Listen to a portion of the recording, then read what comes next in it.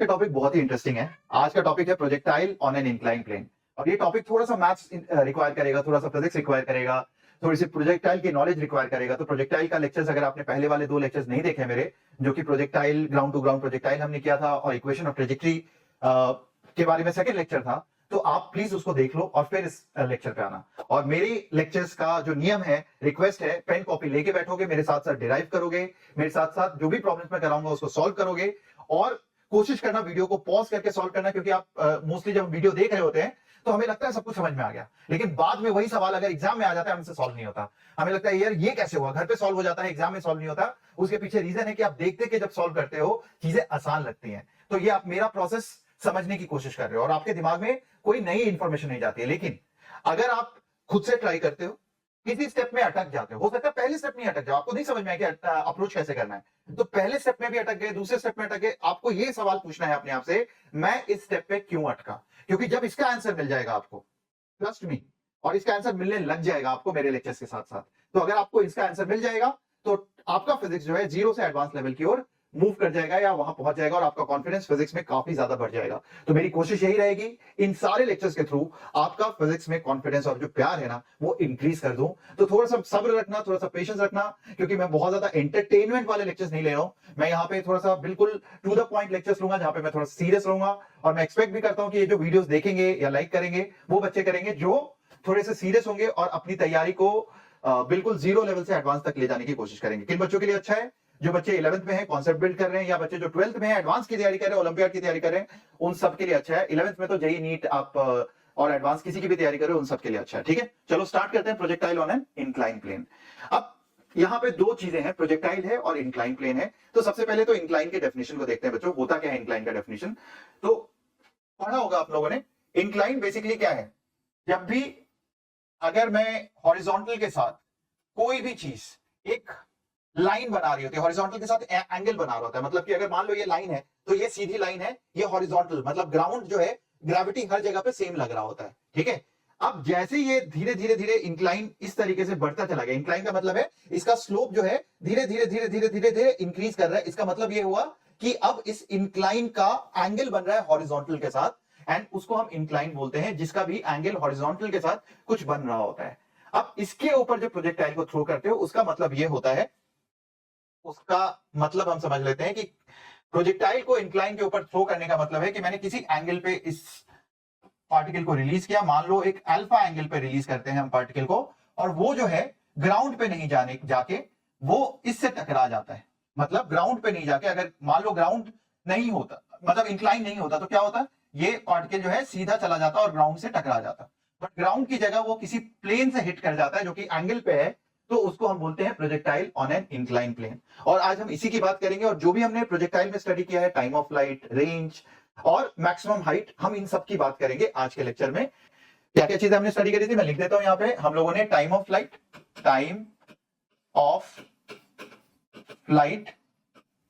Range और maximum height, हमने ये सब स्टडी किया था। हम इसको दोबारा आज स्टडी करेंगे।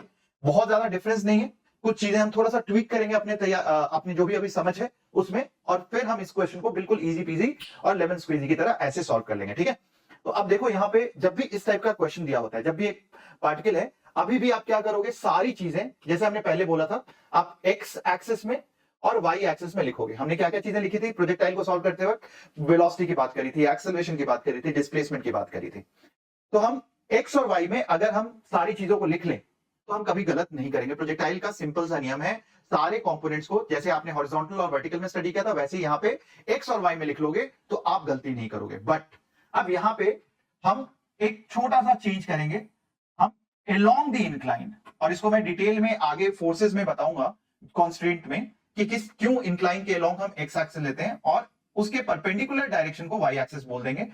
हम x axis along the incline को बोलेंगे और y axis perpendicular to the incline को बोलेंगे। इससे हमारे 2 प्रॉब्लम सॉल्व होंगे। अभी मैं आपको थोड़ी देर में बताऊंगा, तो सब्र करो और देखो कि मैंने इसको एक्स एक्सिस और इसको वाई एक्सिस क्यों बोला है। सबसे पहली चीज, जब हम टाइम ऑफ फ्लाइट निकाल रहे थे प्रोजेक्टाइल में, और अगर वीडियो नहीं देखा तो देख लेना, और रेंज मैक्सिमम हाइट जब हम निकाल रहे थे प्रोजेक्टाइल मोशन में बच्चों, उस समय मैंने आपको क्या बोला था? Time of flight vertical component पे डिपेंड करता है। उस समय वर्टिकल कंपोनेंट क्या था, हम वाई एक्सिस हम इसको बोल रहे थे, जो कि ग्राउंड से परपेंडिकुलर होता है, हम इसको बोल रहे थे।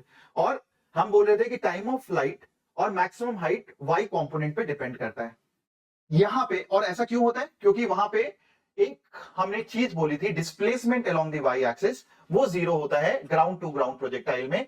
जब भी हम एक पार्टिकल को थ्रो करते वो वापस से यहां पे आ जाता है, तो इस केस में वाई से चला, 0 था वाई और वापस वाई पे आ गया, उसी जगह पे आ गया, तो इसका मतलब ये होता है हॉरिजॉन्टल डिस्प्लेसमेंट तो हुआ बट वर्टिकल डिस्प्लेसमेंट इसका 0 हुआ। एंड देयरफॉर इस प्रॉपर्टी को यूज करके हमने टाइम ऑफ फ्लाइट निकाला था। और इसी वजह से हमने इसको x और इसको y बोला है, क्योंकि जैसे ही मैंने ये किया, जैसे ही ये करते हो डिस्प्लेसमेंट देखो 0 हो जाता है, क्योंकि यहां से पार्टिकल चला, अगर y इस डायरेक्शन में है तो यहां से पार्टिकल चला हॉरिजॉन्टल, इस पार्टिकल के हिसाब से हॉरिजॉन्टल डिस्टेंस ट्रैवल हुआ, बट वर्टिकल डिस्प्लेसमेंट जो है, वर्टिकल मतलब इस डायरेक्शन में there is no displacement. And we will use the property कि अगर ऐसा होगा तो हम इसको क्या लिखते हैं, हम इसको लिखते हैं s is equal to ut plus half at square, हम यही लिखते हैं।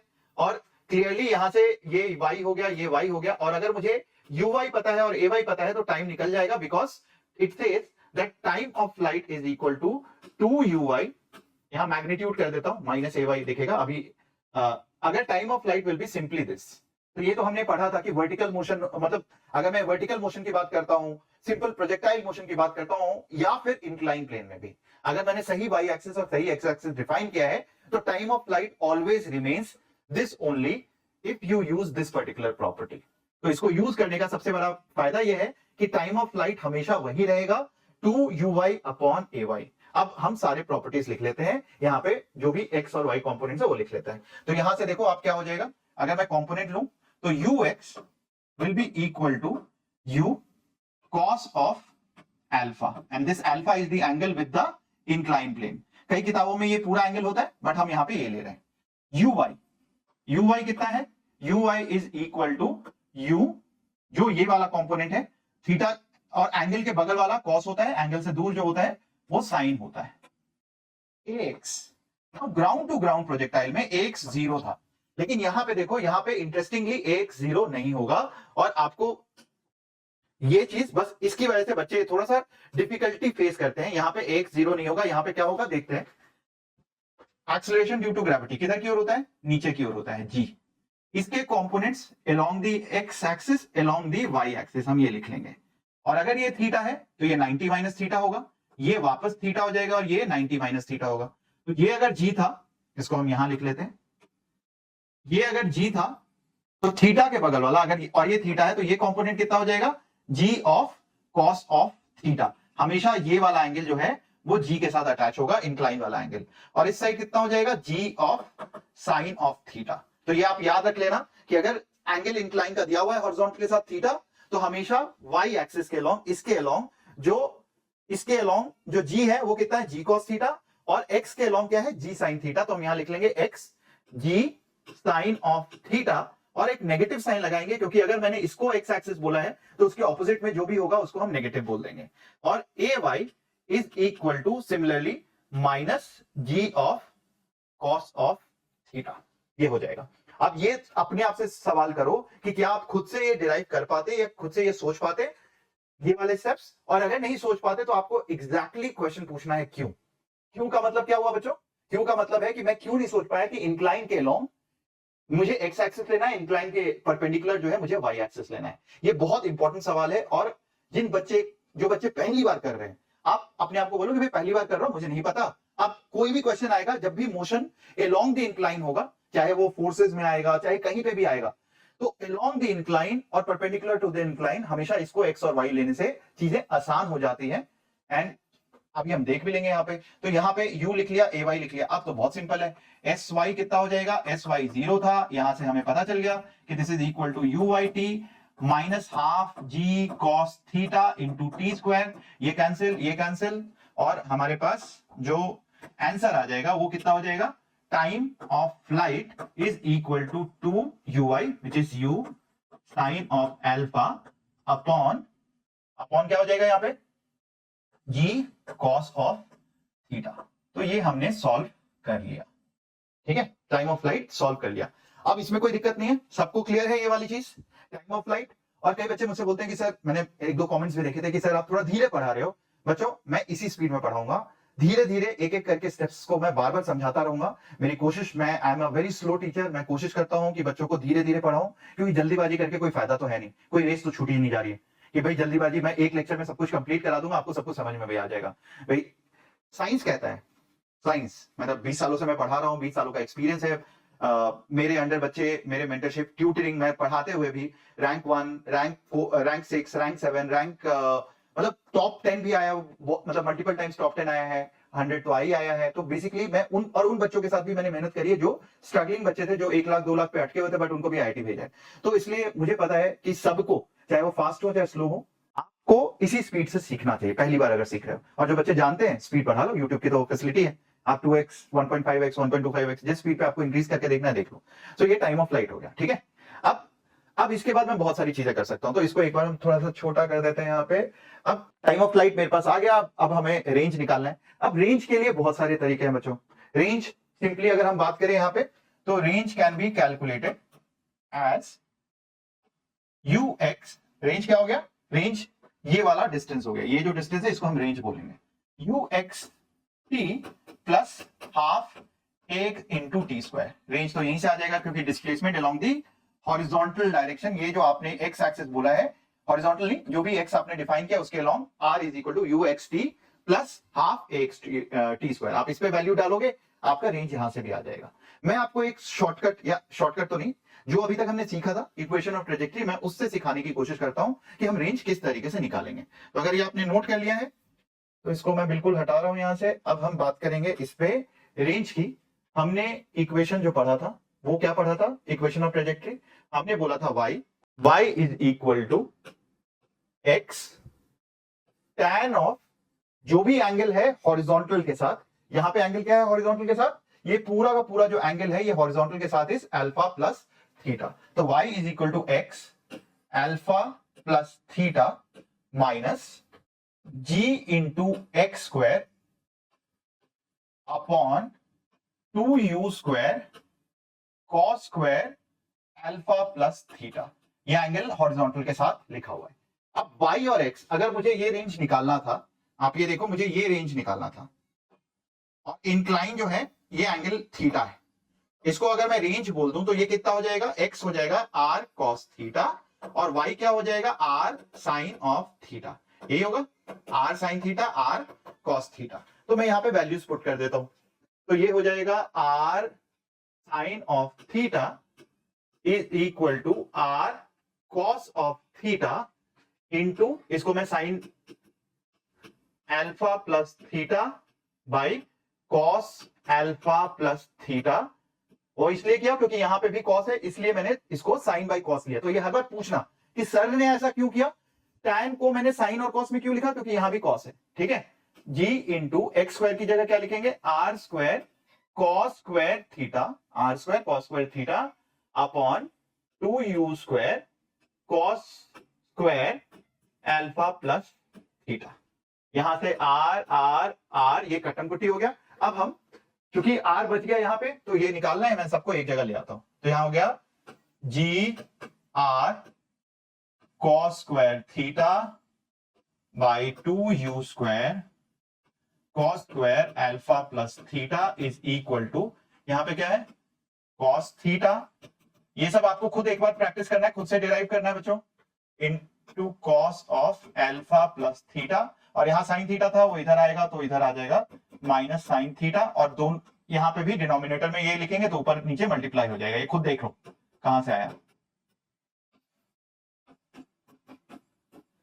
अब ये और ये कट्टम पुट्टी हो गया, इसलिए मैंने लिखा था साइन और कॉस में। अब अगर राइट हैंड साइड को सॉल्व कर ले तो क्या हो जाएगा? Sine A cos B minus sine B cos A. तो अगर ये होगा तो क्या होता है? साइन ए, अगर यहां लिख देता हूं मैं, sine A cos B minus sine B cos a is equal to sine a minus b. यही फॉर्मूला होता है, ये नहीं है तो याद कर लो आप। तो ट्रिग्नोमेट्री उतना ही याद करना, अगर आप नीट वाले बच्चे हो, अगर ओलंपियाड की तैयारी कर रहे हो तो ट्रिग्नोमेट्री उतना ही करना जितना कि काम आता है। तो थोड़ा थोड़ा करके याद करते रहना। जेई वाले बच्चों को भी ट्रिग्नोमेट्री का पूरा चैप्टर करोगे तो आपको ये याद हो ही जाएगा। तो यहाँ पे हम क्या करेंगे, यहाँ पे आ जाएगा sine of alpha plus theta which is a minus b which is theta. ये हमने कर लिया, ये रह गया। तो ये हमारे पास राइट हैंड साइड में ये थीटा और थीटा कैंसिल हो गया, केवल साइन अल्फा रह गया। इधर से कॉस आ जाएगा, तो cos of alpha plus theta और 2u स्क्वायर आ जाएगा।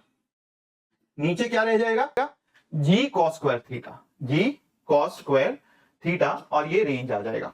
तो रेंज क्या आया बच्चों, यहां देखो रेंज को हमने क्या किया, अभी तक जो भी किया था हमने उसी से निकाला। तो मैंने आपको बोला कि प्रोजेक्टाइल ऑन एन इंक्लाइन बहुत डिफरेंट नहीं है। आप इसको एक मतलब ऐसा था पहले, आपने इसको घुमा दिया, लेकिन ऐसा नहीं भी करोगे तो भी होगा, क्योंकि आपने जो पढ़ा है उससे भी आप डिराइव कर सकते हो। जो भी एक्स और वाई को अलग अलग ब्रेक करके जो भी आपने पढ़ा था, स्पेशली जब सवाल आएंगे, न्यूमेरिकल आएगा, तो आप बिल्कुल जो भी कोई अलग से कॉन्सेप्ट नहीं भी पता है तो आप you can still do it, because you have already the concept and knowledge with you कि प्रोजेक्टाइल के क्वेश्चन को अप्रोच कैसे करना चाहिए। ठीक है, तो अब रेंज को लिख लेते हैं यहाँ पे। तो range is equal to 2u square, ये तो हमें पता ही था पहले, sine of alpha cos of alpha plus theta by ji cos square theta. तो ये रेंज हो गया। याद करने की बहुत ज्यादा जरूरत नहीं है, आपको डिराइव करना जरूर है, डिराइव करना आना चाहिए। याद रिजल्ट याद रहे नहीं रहे कोई फर्क नहीं पड़ता है। ठीक है, रिजल्ट क्योंकि हम एग्जाम में न्यूमेरिकल अगर आ गया तो एडवांस में ही आएगा, और अगर एडवांस में आएगा तो हम उसको डिराइव कर सकते हैं, उसमें वैल्यूज पुट करके आपकी चीजें आसान हो जाएंगी। तो आपको आंसर याद करने की जरूरत नहीं है। टाइम ऑफ फ्लाइट, हालांकि आपको उसका कॉन्सेप्ट पता होना चाहिए। Time of flight JEE Main में भी आ सकता है कहीं ना कहीं, which may not be incline question, but वो इस तरीके से दिखाएंगे कि भाई ठीक है आपको लगेगा इंक्लाइन का क्वेश्चन है। तो ये आपके पास रेंज आ गया। नेक्स्ट चीज मैक्सिमम हाइट। मैक्सिमम हाइट मैं डिराइव नहीं कराऊंगा, आपको खुद करना है। आप मुझे आंसर कमेंट बॉक्स में बताओगे। मैक्सिमम हाइट अगर मैं ये वाला पूछता हूं, perpendicular to the incline plane, अगर मैं ये मैक्सिमम हाइट की बात करता हूं तो ये कैसे निकालोगे, जैसे टाइम ऑफ फ्लाइट निकाला है वैसे ही आप मैक्सिमम हाइट को निकालोगे। H maximum is equal to, मैं डिराइव नहीं करूंगा, ये क्या था, u y whole square by 2 into a y. ये होता है ना एच मैक्स, हमने अभी तक यही पढ़ा था। भाई अगर वर्टिकल में गया तो वर्टिकल में क्या होता है, मैक्सिमम हाइट कब होगा, जब वर्टिकल वेलोसिटी जीरो हो जाती है। वर्टिकल वेलोसिटी जीरो हो जाती है तो हम क्या लिखते हैं, v square minus u square is equal to 2 into a into s. A वहां क्या था, जी था, तो इसीलिए जी मतलब नेगेटिव डायरेक्शन में माइनस जी हो जाएगा। तो वहां से डिराइव किया था, सेम चीज यहां भी डिराइव कर लेंगे कि भाई वाई में इस डायरेक्शन में जब वेलोसिटी जीरो हो जाएगी तो अब उसके ऊपर तो जाएगा नहीं, तो इसीलिए maximum height perpendicular to the incline plane will be this. लेकिन अगर एडवांस या ओलंपियाड में क्वेश्चन पूछता है ग्राउंड से मैक्सिमम हाइट क्या होगा, उसके लिए तो बच्चों हमें पहले से ही पता है कि जो भी ग्राउंड के साथ वाई कंपोनेंट है वेलोसिटी का, जब वो जीरो हो जाएगा तो मैक्सिमम हाइट अटेन करेगा। ग्राउंड के साथ वेलोसिटी का जो कंपोनेंट था, वर्टिकल कंपोनेंट, ये एंगल कितना था ग्राउंड के साथ, ये था अल्फा प्लस थीटा, और ये यू था। तो ये ग्राउंड के साथ जो वाई कंपोनेंट होगा वेलोसिटी का, वो कितना हो जाएगा, u sine of alpha plus theta. And जब ये चीज जीरो हो जाएगी ग्राउंड के रेस्पेक्ट में, तो ग्राउंड से मैक्सिमम हाइट अटेन होगा। और ये कॉन्सेप्ट आपको मैं पहले सिखा चुका हूं, तो वही चीज अगर ग्राउंड के रिस्पेक्ट में मैक्सिमम हाइट पूछेगा तो ये वाला कॉन्सेप्ट यूज करना है। लेकिन अगर परपेंडिकुलर से मैक्सिमम हाइट पूछेगा, इंक्लाइन प्लेन से मैक्सिमम हाइट पूछेगा, तो आपको ये वाला कॉन्सेप्ट अप्लाई करना है। ठीक है, तो ये था अभी तक हम लोगों ने टाइम ऑफ फ्लाइट, रेंज और मैक्सिमम हाइट देखा। अब मैं आपसे बोलता हूं और आपको चैलेंज करता हूं, अभी एक बार सोचो, यहां पे मैंने लिख दिया ये सारी चीजें। रेंज को मैक्सिमाइज करना है, और ये सवाल ओलंपियाड या एडवांस में पूछा सकता है, मैक्सिमम रेंज निकालो इस केस में, इंक्लाइन के केस में। तो आप कैसे करोगे, एक बार थोड़ा सा टाइम लो और उसको खुद से सोचो कि मैक्सिमम रेंज किस तरीके से लिखोगे। मैं रेंज का फॉर्मूला यहां लिख देता हूं, range is equal to 2u square cos of, एक बार फॉर्मूला चेक कर लेना, sine of alpha by ji cos square theta. अब यहां पे देखो क्या चीज कांस्टेंट है, यहां पे कांस्टेंट क्या है, ये थीटा कांस्टेंट है, क्योंकि इंक्लाइन जो है, incline is actually having a constant angle, तो ये तो थीटा कांस्टेंट है। क्या चीज वेरिएबल है, यू दिया होगा तो यू भी कांस्टेंट है यहां पे, और ये चीज जो है अल्फा जो है ये वेरिएबल है, क्योंकि मैक्सिमम रेंज किस पे डिपेंड कर रहा है, यू पे डिपेंड कर रहा है, अल्फा पे डिपेंड कर रहा है, थीटा तो कांस्टेंट है। अब अगर फॉर ए गिवन यू अगर आपसे पूछा जाता है कि find maximum range for this given velocity, तो आप कैसे निकालोगे, ये आपका सवाल था। अब हम देखते हैं इसको ट्रिग्नोमेट्री से सॉल्व करके। क्या लिखा हुआ है, sine alpha cos of alpha plus theta 2 times, ये लिखा हुआ है, ये टर्म और ये वाला टर्म। ये क्या होता है, ये मैं लिख सकता हूं sine of a plus b which is sine A cos b plus sine A cos b plus cos a sine b होता है। और अगर मैं इसमें ऐड कर दूं साइन ए माइनस बी, अगर मैं ये ऐड कर दूं तो ये वाला फॉर्मूला बनेगा ट्रिग्नोमेट्री में। करके देख लो एक बार खुद से। साइन ए प्लस बी होता है sine A cos b plus cos a sine B, यही होता है। और दूसरा वाला क्या हो जाएगा, sine A cos B minus cos a sine B. अगर मैं दोनों को ऐड कर दूं तो क्या आ जाएगा, 2 साइन ए कॉस बी आ जाएगा, ये वाला आ जाएगा 2 sine A cos b, where a is alpha और बी क्या है, अल्फा प्लस थीटा। तो बढ़िया है। तो यहां से मैं क्या करूंगा, अगर मैं अल्फा यहां लिखता हूं तो ये हो जाएगा साइन, और क्यों कर रहा हूं ये आपको सवाल पूछना है, alpha plus theta a plus b plus sine of alpha which is this minus alpha minus theta. ठीक है, ये हमने लिख लिया। तो sine of a minus b हमने कर लिया, अल्फा अल्फा कैंसिल हो गया और यहां से मेरे पास आ गया sine of 2 alpha plus theta plus sine of minus theta. और साइन ऑफ माइनस थीटा क्या होता है, एड शुगर टू कॉफी, यही होता है। तो माइनस थीटा का मतलब होता है 360 डिग्री माइनस थीटा, मतलब या फिर आप इसको 0 माइनस थीटा भी बोल सकते हो। तो फोर्थ क्वाड्रेंट में तो माइनस भी लिख सकते हो, तो कोई फर्क नहीं पड़ेगा उससे। नाउ मैंने क्यों लिखा यहाँ पे ये चीज, क्योंकि अब देखो इसको लिखने से क्या फायदा हो गया, थीटा मेरा कांस्टेंट था तो ये टर्म जो है ये कांस्टेंट है, ये टर्म क्या है, कांस्टेंट है। अब यहाँ पे अल्फा इज वेरिएबल, तो ये वाला वेरिएबल है। और आपको पता है कि ये वाली चीज मैक्सिमम क्या होगी, रेंज मैक्सिमम होगा जब ये वाला पूरा टर्म जो है ये मैक्सिमम हो जाएगा। और ये मैक्सिमम कब होगा, जब ये चीज मैक्सिमम होगा। ये चीज समझ में आ रहा है कि ये वाला term is this term and therefore इसका मैक्सिमम होना, इसका मैक्सिमम होना। और ये तो कांस्टेंट है, तो ये मैक्सिमम कब होगा, ये पूरा टर्म जब ये वाली जो चीज है ये मैक्सिमम हो जाए। और ये मैक्सिमम कब होता है, साइन मैक्सिमम, मैक्स साइन की वैल्यू कितनी होती है, मैक्स साइन की वैल्यू होती है जब ये वाला टर्म जो है 2 alpha plus theta is equal to 90 degree और alpha is equal to 90 minus theta by 2। तो जब अल्फा 90 माइनस थीटा बाई 2 हो जाएगा तो रेंज जो है मैक्सिमम हो जाएगा। And you can put this value into this and आप खुद कैलकुलेट करोगे बच्चों। ठीक है, मैं कोशिश मतलब आपकी कोशिश ये होनी चाहिए कि इसको देखो, डिराइव करो और खुद से कैलकुलेट करो। दूसरा तरीका तो कैलकुलस का, आप कैलकुलस भी इस्तेमाल कर सकते हो और आप इसको सॉल्व कर सकते हो। ये दोनों वेरिएबल टर्म है तो ए और बी आप यूज कर लेना, तो उससे रेंज को आप कैलकुलस से भी D R by D alpha करोगे और उसको 0 पुट करोगे तो भी आप कैलकुलस से सॉल्व कर सकते हो। ठीक है, तो जिनको ट्रिग्नोमेट्री थोड़ा डिफिकल्ट लगता है, मुझे भी लगता था बहुत ज्यादा जब मैं स्टूडेंट था, तो अगर आपको ट्रिग्नोमेट्री डिफिकल्ट लगता है तो आप कैलकुलस से सॉल्व करो, अगर आपको कैलकुलस डिफिकल्ट लगता है तो ट्रिग्नोमेट्री से सॉल्व करो। दोनों ही डिफिकल्ट लगता है, प्रैक्टिस करो। ठीक है, चलो एनीवेज, तो यहां तक सबको समझ में आ गया। तो हमने थोड़ी बहुत चीजें बताई, एक बार फिर से रिवाइज कराता हूं। टाइम ऑफ फ्लाइट बिल्कुल जैसे हमने पहले किया था, बिल्कुल उसी तरीके से हम टाइम ऑफ फ्लाइट की बात कर रहे हैं। टाइम ऑफ फ्लाइट मैंने जो लिखा है यहाँ पे, it will depend on the y component of velocity and y component of acceleration also। तो इस डायरेक्शन में जो भी वेलोसिटी का कंपोनेंट है, अगर इंक्लाइन ये है और परपेंडिकुलर टू द इंक्लाइन ये है, तो जो भी कंपोनेंट, इसको y बोल देते हैं, इसको x बोल देते हैं। तो हुआ तो क्या भाई, इसको घुमा दिया हमने, बस ऐसा एक्सिस को रोटेट कर दिया। मैथ्स में आप पढ़ोगे भी, अगर आप जेईई एडवांस की तैयारी करें तो ऑब्वियसली मैथ्स के स्टूडेंट हो, आप इसको रोटेशन ऑफ एक्सिस भी पढ़ोगे। तो हमने क्या किया था, हॉरिजॉन्टल से इसको बस थीटा घुमा दिया था, ऊपर की ओर ऐसे घुमा दिया था। ठीक है, तो बेसिकली हमने अब यहां से क्या है, y component of velocity upon x y component of acceleration, अगर उससे डिवाइड कर देंगे, टाइम ऑफ फ्लाइट हमेशा और हमेशा कभी भी हवा में जब भी कोई चीज होती है, आपका आंसर वही निकलेगा। It will always be equal to 2uy upon a acceleration component in the y direction। ठीक है, मैक्सिमम हाइट along this इस डायरेक्शन में मैक्सिमम हाइट, ये एच मैक्स, ये हमने बता दिया you Y square by 2ay, ये भी बता दिया।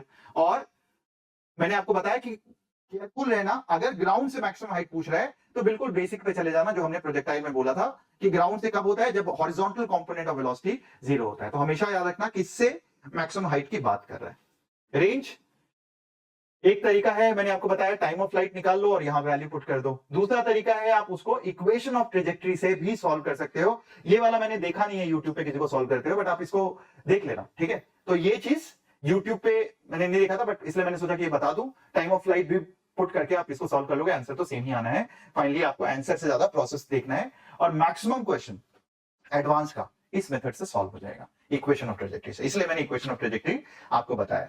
तो चलो एक सवाल करते हैं बच्चों, एक सवाल करते हैं। मान लो कि एक पार्टिकल जो है उसको मैंने 60 degree to the incline throw किया, ठीक है। एक इंक्लाइन है और ये एंगल हम बोल देते हैं 30 डिग्री, ठीक है। ये क्वेश्चन है, इंक्लाइन 30 डिग्री है। So particle, question is a particle is thrown at an angle of 60 degree with inclined plane. Then find range. जल्दी से सॉल्व करो इसको। रेंज कितना होगा अगर वो 60 डिग्री इंक्लाइन प्लेन से उसका एंगल कितना है जिसपे थ्रो किया है, 60 डिग्री पे थ्रो किया है इंक्लाइन प्लेन से उसका एंगल। तो आप जल्दी से इसका आंसर निकालो। आप फॉर्मूले याद करो, पेज कॉपी पन्ना पलटो, जैसे भी करना है उसको सॉल्व करो, ठीक है। You have couple of minutes. आपके लिए वीडियो पॉज करो और सॉल्व करो। मैं आपको अब सॉल्व करता हूं। आई एम अज्यूमिंग कि आप वीडियो पॉज करके इसको सॉल्व कर ही रहे हो। अब देखो यहां पे बच्चों, ये ट्रिक क्वेश्चन है। अगर मैंने 60 डिग्री विद इंक्लाइन करोगे, अगर आप ये करोगे तो क्या हो गया, ये पार्टिकल तो वर्टिकल हो गया क्योंकि 60 डिग्री है और 30 डिग्री है, तो ये 90 डिग्री हो गया। इसका मतलब पार्टिकल जो है ये वापस यहां से यहां आ जाएगा। अब ये क्वेश्चन जेई मेन में आ गया तो आप बोलोगे सर जो आउट ऑफ सिलेबस है, इंक्लाइन का कैसे पूछ दिया हमने और हो हल्ला हो जाएगा। लेकिन भाई ये है तो वर्टिकल का क्वेश्चन ना, कि भाई 90 डिग्री पे थ्रो किया आपने। 90 डिग्री पे क्या होता है, इंक्लाइन के साथ 60 डिग्री पे, इंक्लाइन 30 डिग्री है, तो टोटल डिग्री क्या हो गया इसका, हॉरिजॉन्टल के साथ 90 डिग्री। इसका मतलब ये वर्टिकल मोशन है। वर्टिकल मोशन का रेंज कितना होता है, range is equal to 0, range is equal to 0। तो ये तो आप आसानी से सॉल्व कर लेते, ठीक है, आसानी से सॉल्व कर लेते अगर थोड़ा सा दिमाग या पिक्चर लगा लेते आप इसको। बट आप पढ़ने पलटने में रह जाओगे और फॉर्मूले याद करने में, रिकॉल करने में रहोगे तो ये गलत हो जाएगा। तो कई बार लॉजिक भी लगाओ, इसलिए डायग्राम बनाना फिजिक्स में it is extremely critical. Drawing a diagram in physics is extremely critical. अपनी कॉपी पे ना बड़ा बड़ा लिख लो आप, ड्रॉइंग अ डायग्राम। एक बार डायग्राम बना लोगे तो आप विजुलाइज कर लोगे, विजुलाइज कर लोगे तो चीजें आसान हो जाएंगी, ठीक है। अब हम चलते हैं अगले सवाल पे। ये सवाल तो डायरेक्ट फॉर्मूले का है, आप इसमें वैल्यूज पुट करो और आंसर निकालो और चेक करो मेरे साथ साथ, ठीक है, कि आप सही कर रहे हो या गलत कर रहे हो। तो टाइम ऑफ फ्लाइट कितना हो जाएगा, time of flight is equal to, मैंने ऐसे क्वेश्चन इसलिए दिया है ताकि थोड़ा सा ट्रिग्नोमेट्री का रिकॉल करो आप, values 2u y by a y, यही होगा। नाउ इस डायरेक्शन में जो एक्सेलरेशन है ये कितना है, g ऑफ cos 45 डिग्री, यही है। और ये कितना हो जाएगा 2uy विच इज 20, और इसका component my band. So basically अगर मैं इस पूरी चीज को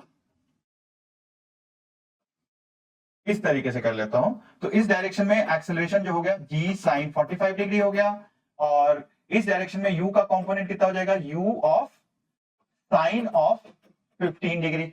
तो टाइम ऑफ फ्लाइट हो जाएगा 2u sine of 15 degree divided by g of sine of 45 degree, यही होगा।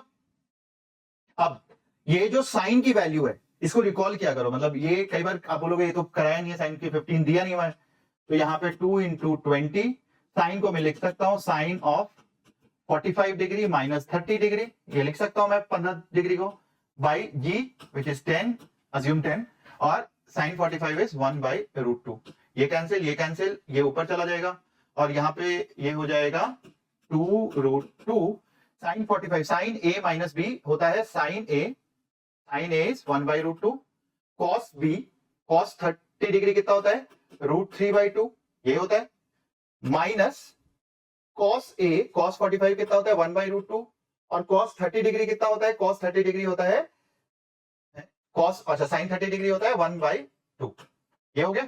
सो 2√2 ये तो कैंसिल हो गया, 2√2 कैंसिल हो गया, और ये आपके पास कितना आ जाएगा, ये आ जाएगा, देख लेना, अच्छा यहां से ये भी 2 रहेगा ना, तो ये आ जाएगा 2 इंटू ब्रैकेट √3 - 1। आंसर चेक कर लेना खुद से, ठीक है, answer I am not worried, answer आप खुद से देख लेना, बट एक बार चेक करो प्रोसेस कि यहाँ साइन 15 जो है, साइन 15 कैसे आएगा, साइन 45 - 30 डिग्री, ये रिकॉल करना बहुत जरूरी है। और अगर आप ये रिकॉल नहीं कर पा रहे हो तो आप देखो, आप क्वेश्चन छोड़ के आ जाओगे, ठीक है। वैल्यू चेक कर लेना, 10 से 20 गया, ये सही है, 2 हो गया, 2 4√2, वहां पे 4 रूट की जगह 2 लिखा था मैंने, यहाँ पे 4√2 होगा, और इसलिए 2 रह जाएगा, 2√3 - 1, ठीक है। रेंज कैसे आ जाएगा, रेंज तो रेंज आप यहाँ पे वैल्यूज पुट कर सकते हो, टाइम ऑफ फ्लाइट आ गया तो आप उससे निकाल लो, या फिर अगर आपको याद है 2u²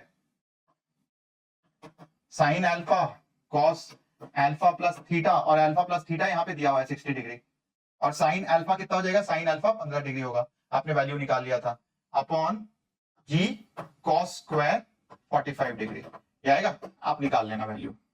इसका आंसर मेरे हिसाब से कर ही लो, एक बार कर ही लेते हैं। 2 इंटू u² कितना दिया हुआ है 400, इंटू साइन अल्फा अभी हमने निकाला है साइन 45, ये होता है √3 - 1 बाई 2√2 इंटू जी हो गया 10, और ये हो गया 1/2 cos square 45 multiplied by cos alpha plus theta which is equal to cos alpha plus theta कितना हो गया, cos 60 डिग्री, cos 60 कितना होता है 1/2, तो ये कैंसिल हो गया, यहां से ये कैंसिल हो गया, 2 से 2 कैंसिल हो गया, और हमारे पास इसको अगर हम करेंगे सॉल्व तो 40/√2 है, विच इज 40 इंटू √2/2 √3 - 1, तो ये कैंसिल हो गया, 20√2 इंटू √3 - 1, इसको ऐसे भी लिख सकते हैं 20 इंटू √6 - √2, तो आप देख लेना, यहां पे भी छोड़ सकते हो, वैल्यू निकाल भी सकते हो, ठीक है। ये चीज समझ में आया कि कई बार ऐसे ट्रिग्नोमेट्रिक वैल्यूज दिए होंगे जिसका मतलब आपको पता है, जिसका आंसर पता है, थोड़ा सा रिकॉल करने की जरूरत है, हिपोकैम्पस को जो है ना आपके कैंपस को, मतलब उसको थोड़ा सा पुश करने की कुछ जरूरत है कि उसके अंदर जो इंफॉर्मेशन स्टोर्ड है उसको निकालो और इस्तेमाल करो, ठीक है। ये सवाल आपका होमवर्क क्वेश्चन है बेटा, ये सवाल इंक्लाइन प्लेन का दिखने वाला सवाल है, बट ये इंक्लाइन प्लेन का सवाल एक्चुअली नहीं है, आप इसको थोड़ा सा दिमाग लगाओ, इसका आंसर मुझे कमेंट बॉक्स में बताना, ठीक है। ये सवाल करो, ये सवाल ट्राई करो। यहां पे क्या है, एक पार्टिकल है किसी बिल्डिंग के हाइट से, उसको हॉरिजॉन्टली थ्रो किया मैंने, और वो जाके टकराता है इन सच अ वे कि भाई ये जो एंगल बना रहा है ये 90 डिग्री बना रहा है। तो अब आपको ये बताना है कि इसका क्या पूछा है, फाइंड हॉरिजॉन्टल स्पीड कितना है और कितने से फेंका है सच दैट इंक्लाइन पे जो है वो 90 डिग्री से टकराए, और लेंथ ओ भी निकालना है आपको, ये दोनों चीजें आपको यहाँ पे निकालनी है, ठीक है। तो आई hope you can solve this, try करो, तब मैं सॉल्व करता हूं। सबसे पहली चीज, इंक्लाइन के ऊपर ये 90 डिग्री बना रहा है ऐसा, ठीक है, यहां टकराया।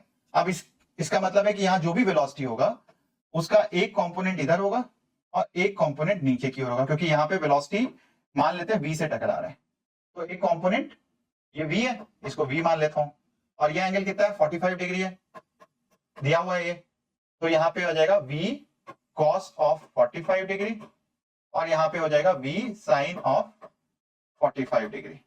तो यहां से अगर आप देखोगे तो हॉरिजॉन्टल डायरेक्शन में, प्रोजेक्टाइल में हॉरिजॉन्टल डायरेक्शन में एक्सेलरेशन क्या होता है, 0, क्योंकि अगर मैंने इसको y एक्सिस, इसको x एक्सिस माना है, तो हॉरिजॉन्टल डायरेक्शन में तो ये वाला वेलोसिटी कभी चेंज ही नहीं होगा। सो इसका मतलब ये हो गया कि v cos of 45 degree will always remain equal to u। ये चीज समझ में आया कि भाई ये वाला कंपोनेंट कभी चेंज नहीं होगा, क्योंकि हॉरिजॉन्टल डायरेक्शन में एक्सेलरेशन कितना होता है, 0 होता है, तो हमने ये लिख लिया यहां पे। अब next is vy is equal to uy plus ay into t, तो ये कितना हो जाएगा, vy दिया हुआ है v sin of 45 degree, and this will be equal to uy, वो तो 0 था, इनिशियल वेलोसिटी 0 है वर्टिकल डायरेक्शन में, minus g into t, and यहां से मेरे पास जो आ जाएगा वो आ जाएगा u is equal to magnitude of u is equal to gt, ये आ जाएगा। और वो वैसे भी आप लॉजिकली भी लगा सकते थे, 45 डिग्री पे है तो हॉरिजॉन्टल कंपोनेंट और वर्टिकल कंपोनेंट टाइम के बाद, और ये बहुत इंपॉर्टेंट पॉइंट है, डायरेक्टली आप अप्लाई कर सकते हो, स्पेशली एडवांस के स्टूडेंट हो, कि vertical component horizontal component, because 45 degree दिया हुआ है तो यहाँ पे जो भी वर्टिकल कंपोनेंट और हॉरिजॉन्टल कंपोनेंट है ये दोनों सेम होंगे। तो यहाँ पे ये तो u होगा और ये gt होगा कुछ देर के बाद, तो u और gt दोनों सेम होंगे। मैंने मैग्नीट्यूड ले लिया है तो इसीलिए आपको प्लस माइनस लिखने की जरूरत नहीं है। ठीक है, ये आ गया पहला स्टेप। अब दूसरा स्टेप ये है, यहां से आप देखो ये x है ये y है और आपको रेंज पूछा हुआ है, तो मैं ये भी निकाल सकता हूं भाई x कितना हो गया, x is equal to uxt plus half ax t square. तो ये तो एक्चुअली इंक्लाइन का क्वेश्चन भी नहीं है, इंक्लाइन दिख रहा है, तो यहां पे कितना हो जाएगा, ये तो जीरो है क्योंकि ax जीरो होता है, and this will be equal to u into t, x will be equal to u into T.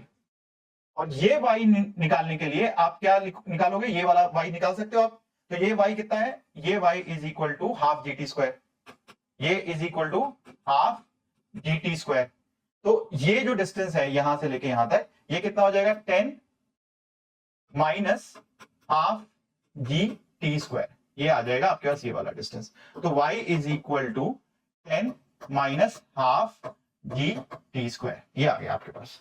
तो अगर ये आ गया, x आ गया, x और y चूंकि सेम है और t आपने निकाल लिया है, यहाँ पे u इज इक्वल टू क्या है gt, तो ये भी कितना हो जाएगा u is equal to gt, तो यहाँ पे आप डाल दोगे ये भी gt स्क्वायर हो जाएगा, gt स्क्वायर हो जाएगा, और यहां से आप निकाल सकते हो वैल्यू। प्लस माइनस का बस ध्यान रखना, डायरेक्टली अगर आप u is equal to gt रखोगे तो गलती नहीं होगी।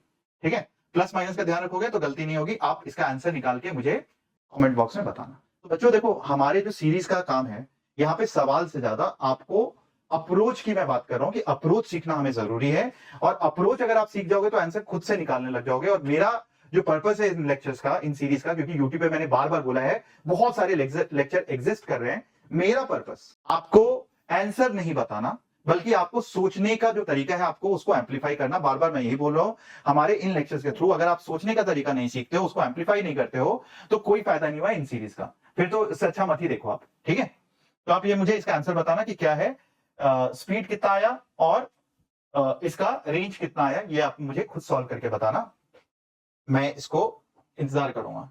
ये इंक्लाइन का क्वेश्चन है, दिया हुआ है find time of flight, find r, ये निकालना है। अगर इंक्लाइन में हमने पार्टिकल को वर्टिकल थ्रो किया है और वर्टिकल इट इज 90 डिग्री पे थ्रो किया है तो रेंज, और ये इंपॉर्टेंट है, इसका डेरिवेशन इंपॉर्टेंट है, ये याद भी रखना, क्योंकि इससे सवाल डायरेक्ट आएंगे, कई बार आपको दिखेगा नहीं बट थोड़ा सा जोर डालोगे, स्पेशली एडवांस और ओलंपियाड में, तो इस टाइप के कॉन्सेप्ट पे सवाल आ सकते हैं, इसलिए मैंने इंपॉर्टेंट मार्क कर दिया यहाँ पे।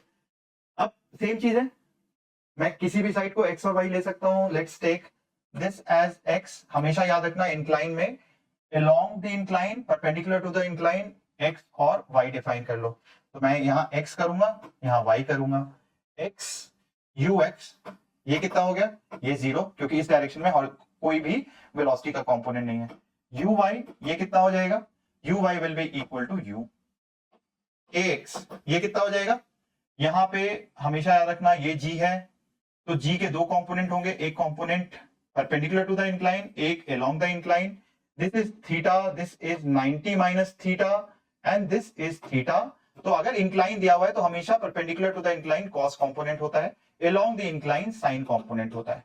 तो x में g साइन ऑफ थीटा और ay is equal to g cos of theta, यहां पे माइनस आएगा, यहां पे प्लस, क्योंकि हमने यहां पे देखा कि एक्सेलरेशन जो है अलोंग द इंक्लाइन है इसलिए पॉजिटिव, यहां पे नेगेटिव डायरेक्शन में इसलिए नेगेटिव साइन आ गया। अब ये आ गया तो आप कुछ भी निकाल सकते हो। टाइम ऑफ फ्लाइट सेम चीज, sy इज इक्वल टू 0, ये कॉन्सेप्ट हम बार बार यूज कर रहे हैं क्योंकि यहां से चला ये वापस यही आ गया, y एक्सिस पे 0 displacement, so this is equal to uyt, मैं डायरेक्ट डिराइव कर रहा हूं, आप डायरेक्टली फॉर्मूला भी लगा सकते थे, minus half g cos theta into T square, और टाइम कितना हो गया 2u by g cos of theta. तो y component of velocity 2 into y component of velocity upon acceleration जो कि y एक्सिस में है, जो कि g cos थीटा है। तो ये टाइम ऑफ फ्लाइट हो गया, यहां लिख लेते हैं time of flight is 2 into component along the y axis upon acceleration along the y axis, ये हमने डिफाइन कर दिया। रेंज कितना हो जाएगा, range will be equal to uxt plus half ax into T square. एक u ये कितना है 0, क्योंकि यहाँ पे आप देखो ये जो कंपोनेंट है ये 0 दिया हुआ है, x के अलोंग कोई भी वेलोसिटी नहीं है, तो ये तो 0 हो गया। तो ये कितना हो जाएगा, half g of sine theta into T square which is equal to 2u by ji cos theta का होल स्क्वायर। कर लोगे solve, range is equal to 2u square, यहां से 2 और ये 4 कैंसिल हो गया था, 2u square sine theta by यहां से जी स्क्वायर, जी कैंसिल हो गया तो जी रह गया, और क्या आएगा, कॉस स्क्वायर थीटा। तो ये रेंज आ गया।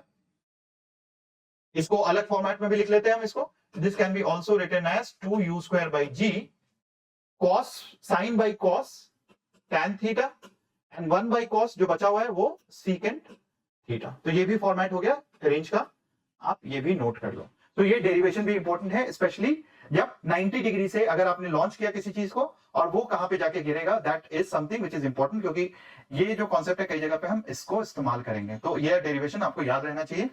अगर याद है तो बहुत अच्छी बात है, नहीं याद है तो भी आप डिराइव कर सकते हो अगर आपको बेसिक अप्रोच समझ में आ गया।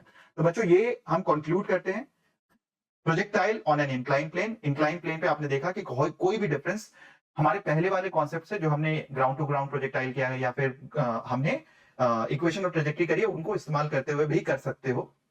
हालांकि हमने एक कॉन्सेप्ट बस इंट्रोड्यूस किया आज के लेक्चर में, वो ये है कि अलोंग द इंक्लाइन अगर आप एक्स एक्सिस को ले लेते हो और परपेंडिकुलर टू द इंक्लाइन अगर आप वाई एक्सिस ले लेते हो, तो डिस्प्लेसमेंट 0 का आप एडवांटेज उठा सकते हो एंड उससे काफी चीजें आसान हो जाती हैं। ये चीज समझ में आया आपको कि उससे सारी चीजें आसान हो जाती हैं, और ये कॉन्सेप्ट भी हमें आज के लेक्चर से ले जाना चाहिए। तो हर लेक्चर में एक टेक अवे होना चाहिए आपको कि आज मैंने इस लेक्चर से क्या सीखा। तो इस लेक्चर से अगर आपने एक चीज सीखी है वो ये है कि along the incline perpendicular to the incline कभी भी, चाहे यहां पे फोर्सेस में किसी भी चैप्टर में अगर कभी भी सवाल आता है किसी भी तरीके का, तो आप एक्सेलरेशन या जो भी वेलोसिटी डिस्प्लेसमेंट उन सारे के component along the incline perpendicular to the incline करो and you will get the right answer easily, आसान हो जाता है। तो मैं कंक्लूड करूंगा बच्चों, choice of coordinate system and choice of axis, कि मुझे ये लेना है, मुझे ये लेना है, मुझे टेंजेंट या नॉर्मल लेना है, या मुझे पोलर कोऑर्डिनेट लेना है, कोई भी choice of coordinate system makes a type of problem easier. तो कोऑर्डिनेट सिस्टम आप किसी से भी सॉल्व कर सकते हो। द ओनली थिंग इज कि right choice of coordinate system makes a problem easier to solve. ठीक है, इसे एंड करते हैं आज का lecture. I hope you enjoyed it. अगर एंजॉय किया है तो प्लीज लाइक कर दो, शेयर कर दो इसको अपने दोस्तों के साथ, एंड इस प्यारे से सबसे पुराने जेई के चैनल को सब्सक्राइब कर लो अगर अभी तक सब्सक्राइब नहीं किया है। मैं हूं आनंद प्रकाश एंड मैं आपको इस सीरीज में 0 से हीरो बना दूंगा, at least in physics. All the best, looking forward to see you soon.